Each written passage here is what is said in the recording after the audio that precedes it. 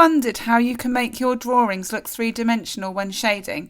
Do you ever get frustrated when your drawings don't reflect the image in front of you? Then watch today's clip where I will go through the key techniques that will help you achieve shading success. You will learn about pressure control, the importance of light and shade, and how to use your pencil to avoid leaving gaps. Here is a two-dimensional image of a circle. It's flat, there is no depth, there is no shade. With the careful application of shade in the correct areas, the image is transformed to create an illusion of a sphere that has a clear light source and appears three-dimensional because of the careful application of shade.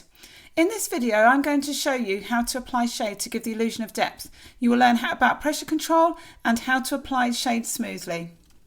If you haven't already seen the clip, What is Light and Shadow in Art, which is part of the Arts Basics series, it would be worth watching to get an understanding of how light and shade affect any tonal study.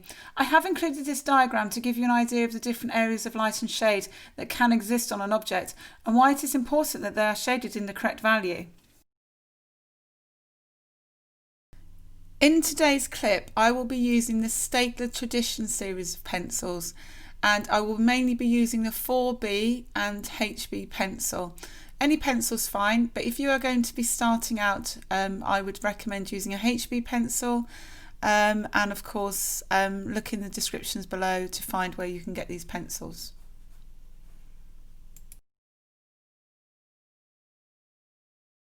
In this shading exercise, I will use pressure control to vary the tones. Using the overhand grip, I'm shading with the side of the pencil, applying maximum pressure, then gradually taking the pressure off for lighter tones. This now shows a wide variety of tones from light to dark. It is good to practice this regularly in your sketchbook or as a warm-up before drawing.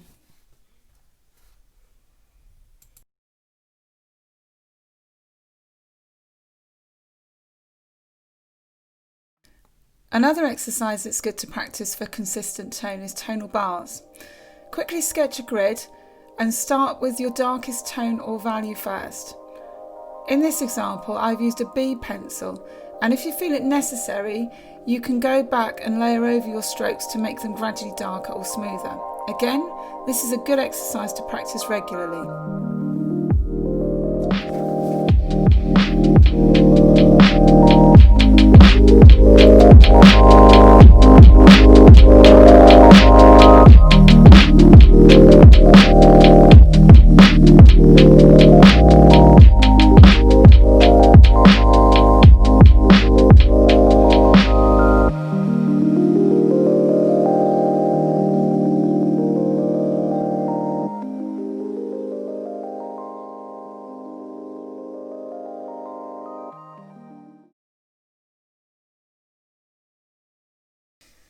Now we will look at making 2D shapes three-dimensional by adding tone.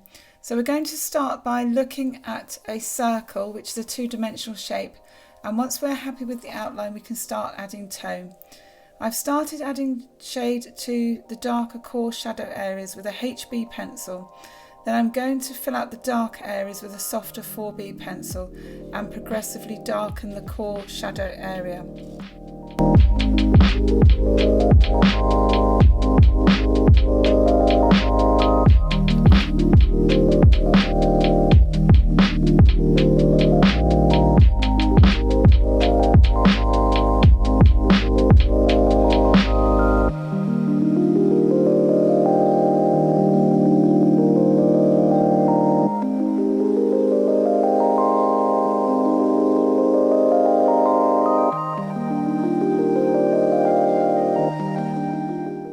I'm now adding the darker cast shadow underneath and have left the reflected light underneath the sphere.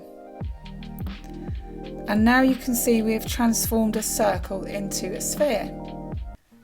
Now we are going to turn a two-dimensional square into a cube. We will start by sketching the square with a HB pencil and drawing 3 lines at a diagonal angle, going off to the right, then connect the lines to make the form of a cube. Then we need to shade lightly with the side of the HB pencil to start building up the shades.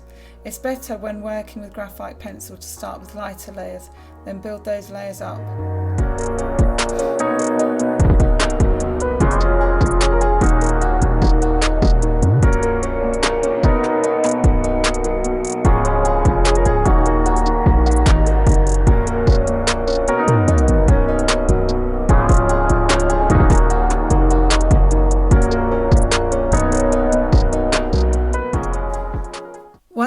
happy with our initial layers of HB, we will then go and add darker layers of 4B.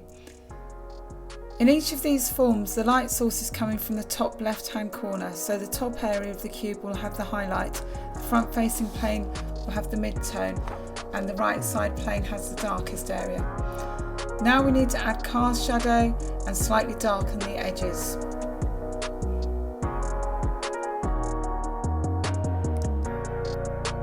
And now our square is transformed into a cube.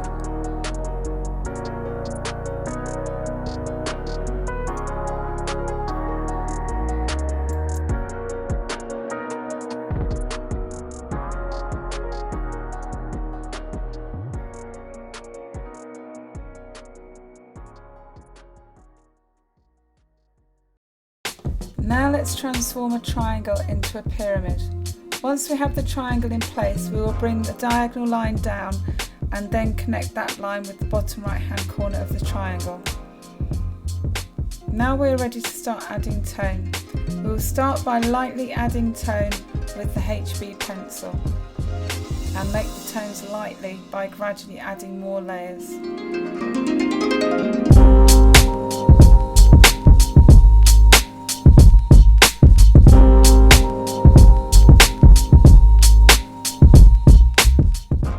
Now we will start adding shade to the core shadow side. We'll start by adding shade at the base with the HB, applying more pressure, and then we will add tone at the top with the 4B pencil. As it's softer, it will be darker, and we'll start to define the edges also with the 4B pencil on the core shadow side.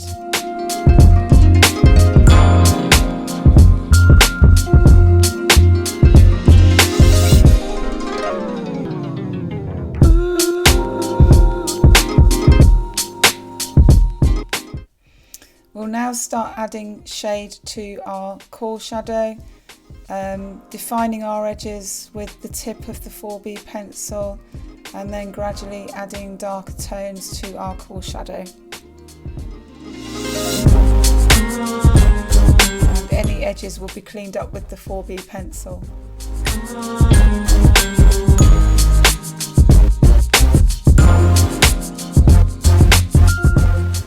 Once we've added all the tones to our core shadow, you can go over them lightly with a HB pencil just to smooth the edges over.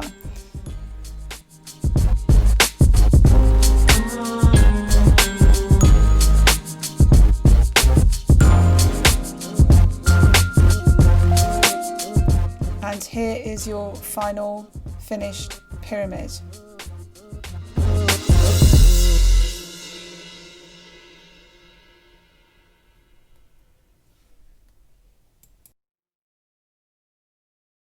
Now let's move on to drawing a cylinder. I will start by drawing an ellipse at the top, then two adjacent lines at the side of the ellipse. We will then make a curved line at the base. A common mistake some people make is drawing a flat line, and this means the shape does not have a 3D appearance. Because the cylinder is rounded, there will be a bit of reflective light on the far right hand side, so ensure you leave space for this. I will, like the other forms, shade in HB first, then layer 4B on top.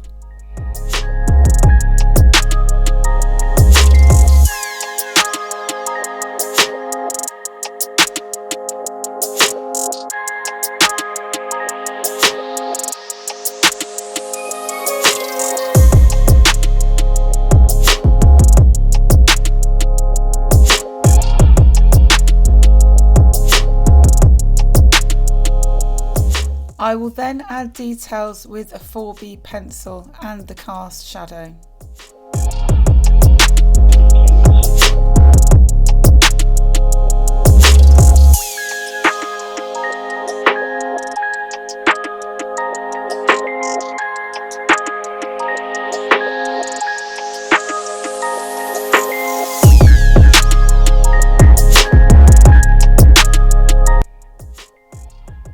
And there is your completed cylinder. Don't forget to subscribe if you would like to see more tutorials like this, and please leave suggestions for future content in the comments. Also, don't forget to watch more upcoming clips in the Arts Basics series where there will be more skills-based tutorials, and see links in the descriptions below for resources used in today's clip. Finally, if you would like to share any results from today's tutorial, please tag your image to @Spectrum Art Academy and keep making great art.